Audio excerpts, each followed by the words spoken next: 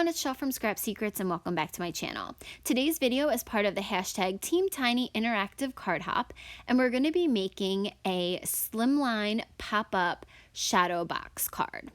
We're going to start off by creating the shadow box. You're going to need to take 2 pieces of cardstock that measure 6 by 3.5. On the right hand side, you're going to score at 1/4 inch, and on the left hand side, you're going to score 3.5 inches in. On one of the pieces, you're going to take whatever size and shape die you'd like to cut out a window from the front. So this is how you're going to see what's in the shadow box. And now we're going to take the back panel and decorate that. So this is going to be on the 3.5 by 3.5 inch side. You can see I have washi tape to make sure that I don't ink up onto a piece that I don't want it on, so to the side of the box. And I'm using some distress ink in both Tumbled Glass and Stormy Sky, as well as the Colorful Life Designs Cloud Edger stencil to create the scene. For the stencil, I am inking up my makeup brush, and I'm taking it on the stencil and just barely pulling it off onto the paper. And this gives you a really thin layer of color and gives you nice fluffy clouds. So while I'm doing that, I wanted to talk to you a little bit about Team Tiny.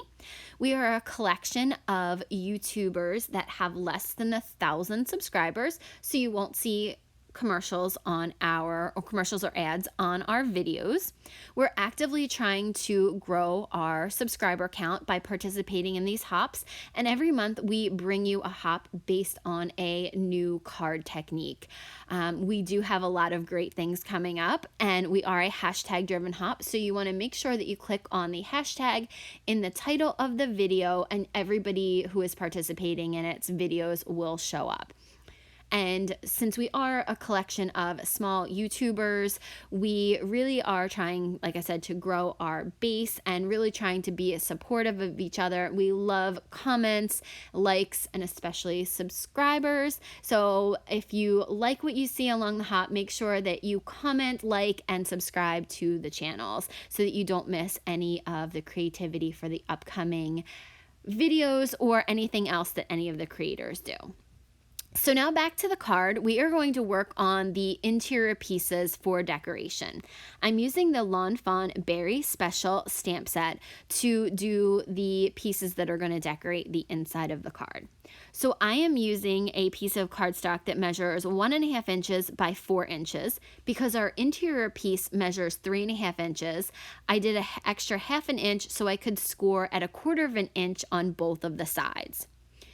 I'm now going to add some distress ink in Mowed Lawn to the bottom with the MFT's grass stencil. I can't remember exactly what it's called. I think it's Grassy Hillside, something like that.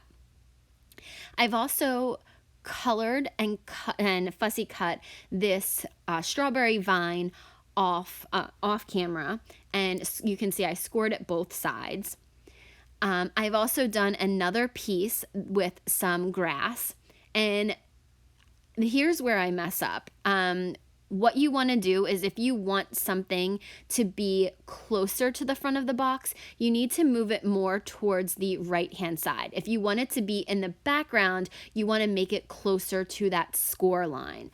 I did not realize this, and I thought placing things on top of each other were just going to make them in front, which they are. It technically is in front. However, it didn't really it made everything look like it was in the background.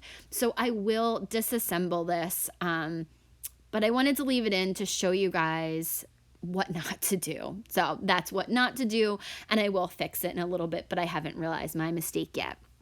I'm going to start putting the shadow box together. I'm using my Honey Bee Creative glue on the tabs to connect the box and the front to the back of the box, as well as to add these interior pieces to the scene. Again, I will end up moving these in a little bit because once I put the box together, you'll see me like confused because everything was in the back, and then I realized that's not what you do. I'm also going to color that and the other strawberry vine off camera, and we are going to add that once I realize that it looks a little bit bare in there. But I wanted to show you guys, again, leave in my mistakes, and since this is the first time I did the shadow box, if you haven't done this before, I wanted you to not make the same mistakes that I did when I was putting this together. So once it's assembled and I have moved the pieces to where a little bit more of where I wanted them to be, you can see I'm just kind of fussing with it here. Once I figured out the placement for everything, I'm going to put that to the side and we're going to work on the front panel for the card. The card measures 6 by 3.5 inches. So the green piece measures 1/8 of an inch smaller than that, and the white piece measures 1/8 of an inch smaller than the green piece. So I had stamped out a bunch of the images from the Lawn Fawn Berry Special set, colored them in with some markers off screen, and then cut them out. And now we're going to be working on this front panel. I stamped the jar from the How You Bean original set from Lawn Fawn in some Lawn Fawn Jet Black ink, as well as the strawberry patch from the How You Bean strawberry add-on in that same ink. Let that dry for a couple minutes. And now we're going to work on the adorable little sign that's included in the Berry Special set. There are a couple sentiments in there, but I didn't like any of them for the birthday card that I was doing. So I went through my stash and found this Mama Elephant occasional labels and this really, really cute sentiment. And I stamped that in MFT's Wild Cherry ink. Placed that to the side, stamped out that jar again onto a piece of copy paper, fussy cut it out because we are going to add a little bit to this scene. I didn't want the jar to be floating like in space, so I'm using the same stencil that we used on the inside from MFT on the grass, and the same Mode Lawn Distress ink to ink it up.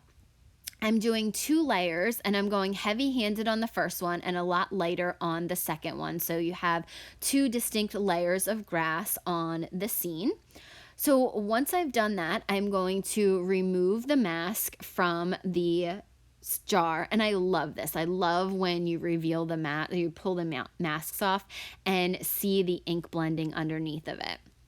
So we are going to get ready to color the strawberries that are inside the jar. I am using some markers that I got from Hobby Lobby, and these are, I think they're supposed to be like zig markers. It's the first time I've really used them to color anything in, and I like them. Definitely not as much as my Copics or my Inktense watercolor pencils, but they are a good medium. I've had them for a really long time and haven't used them. You can see that I did color in all the other pieces with these same markers. I'm going in with a light pink and then coloring most of it with the red and leaving a small highlight on each of the strawberries. So I'm just going to do these 2. I'm going to color the rest of them off camera, and we're going to start to build the scene. So the strawberry patches and this cute little mouse with the sign that says "For You." I thought this looked adorable on the front. So I am going to use my Be Creative Honeybee glue to glue these little patches down, as well as the mouse and his sign and the other little patch. I will go in at a later point and add the sky just like we did to the background to this, because I thought it looked a little bit too plain, and with that adorable sky on the inside, I wanted the front of the card to match the interior shadow box. So I will go back in and do that. You won't see that on screen, but it's the exact same thing that I did for the backing. I tried to cut this video down because it was really, really long. This took me a long time to put together, to color, and to do. So I am going to show you a little bit of the Copic coloring that I did. I didn't do much with Copics this time. I'm just taking a C00 marker and going over the top of the jar and then around the sides and the bottom of the strawberries. I'm going in with a B00 and just outlining the jar and adding a little outline to the bottom of the strawberries where there would be a little bit of a shadow. So that's really all the Copic markers that I used for this, which is unusual for me. And then this adorable little mouse with the strawberry and a bite taken out of it. I love him. So I thought he would look really cute on top of the jar. So I glued him to the top. And I will, like I said, I will color those strawberries off screen. Now I'm going to add ATG to the back of this panel, place it on to the green panel, and then put it on to the front of the card base. And you can see I added the sky there. So I think it looks so much better with the sky. I even inked a little bit of it up through the jar so you could see that.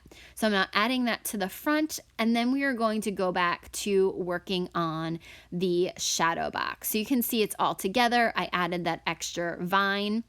And what I'm going to do is put ATG on the back panel, and then you're going to want to make it onto the left panel for it to pop up like that. If you want to do it on the other side, you would just put glue on the side that you want to be stuck to the card base, so that when you if you open it up, it pops up to the other side.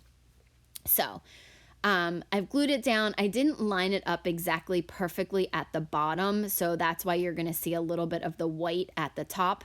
I am adding some of the extra pieces that I had colored in. I thought that mouse looked so cute, and I wasn't sure if I was going to add the cupcake to that or if I was going to add the cupcake to the front. So I am just trying to figure out where all of these extra pieces can go and glue them down with my Honeybee Bee Precision Glue. So you can see that I glued that cupcake down to the front, and then I am adding the mouse onto there. Now you don't have to do white for the interior. You can, use a white base and then cut out some pattern paper to go around there. You can stamp it, you can ink it. There's so much that you can do. If I would have thought about it, I probably would have inked a little bit of clouds on the top and then inked some grass on the bottom to make the scene look a little bit more continuous. But again, this is the first one that I've ever done, and I was super happy with the way this turned out. It is a birthday card for one of my crafty friends, so I can't wait for her to actually get it. So you see, I am just going back and forth, making sure everything folds and pops open easily, adding those last couple of touches to the card, and look at how cute it looks. But we do need a sentiment for the card. I went back to the Lawn Fawn Berry Special Set.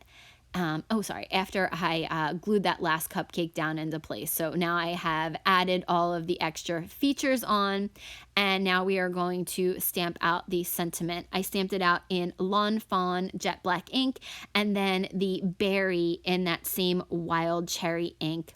Going to use my Honeybee Bee Precision Glue to glue that down into place. And that is the Shadowbox card for today. I hope that you guys have enjoyed this. I hope that you follow along with us on the hop. Click on that hashtag in the video description or video title, and everybody's videos will pop up.